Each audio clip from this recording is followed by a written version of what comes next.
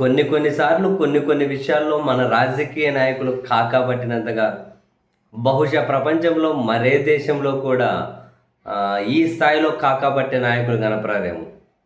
మీరు చూడండి, మన చుట్టూ గాని కళ్ళ ముందే కనిపిస్తుంటారు. ఎంతగానో కాకపడుతూ ఉంటారంటే ఇంక దాన్ని మనం డిఫైన్ చేయలేం. ఆ కాక కొన్నిసార్లు అంతర్జాతీయ స్థాయికి కూడా ఎదుగుతూ ఉంటుంది. తెలంగాణ ప్రభుత్వం తాజాగా తీసుకున్న నిర్ణయం, రేవంత్ రెడ్డి గారి సర్కారు తీసుకున్న నిర్ణయం నిజంగా నేను ఆశ్చర్యపోయాను. ఎందుకని హైదరాబాద్లో ఒక రోడ్డుకు డొనాల్డ్ ట్రంప్ పేరు మీద డొనాల్డ్ ట్రంప్ రోడ్ అని నామకరణం చేస్తూ ఉన్నారు. స్వతంత్రం రాకముందు ఉండేనే వేరే వేరే దేశాల పేర్లు, వాళ్ళ నాయకుల పేర్లు అవి ఇవి. నాకు తెలిసి స్వతంత్రం వచ్చిన తర్వాత మరీ ముఖ్యంగా ఈ రోజుల్లో వేరే పక్క దేశాల అధ్యక్షుల పేర్లు మన రాష్ట్రంలో రోడ్లకు పేర్లు పెట్టడం ఏం మరి అది ఎట్లా తీసుకోవాలో నిజంగా నాకు అర్థం కావట్లేదు. హైదరాబాద్ నానక్రామ్గూడెంలో అమెరికా కాన్సులేట్ కార్యాలయం ఉంది కదా, ఆ కాన్సులేట్ కార్యాలయానికి పోయే రోడ్ ఏదైతే ఉందో దాన్ని డొనాల్డ్ ట్రంప్ అవెన్యూగా నామకరణం చేస్తూ ఉన్నారు. అఫీషియల్గా ఈ నెల 23వ తేదీ, జూలై 4వ తేదీ అమెరికా స్వతంత్ర దినోత్సవాలు ఉన్నాయట.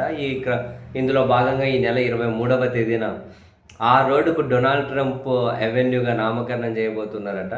స్వయాన ముఖ్యమంత్రి రేవంత్ రెడ్డి గారు ఈ కార్యక్రమంలో పార్టిసిపేట్ చేయబోతూ ఉన్నారు.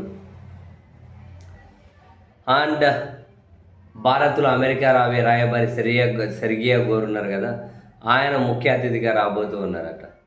ఇంకా నయం, ఆడ రోడ్డుకి నామకరణం చేసిన తర్వాత డొనాల్డ్ ట్రంప్ నాయకత్వం వర్ధిల్లాలి అంటారేమో ముఖ్యమంత్రి గారు చుట్టూ ఉన్నవాళ్ళు. అవి కానీ గమనించాలి.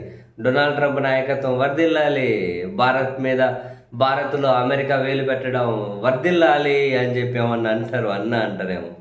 అంటారు చూడండి మనం దాన్ని కనుక గమనిస్తే. అయితే ఈ నిర్ణయం ఎందుకు తీసుకున్నారట?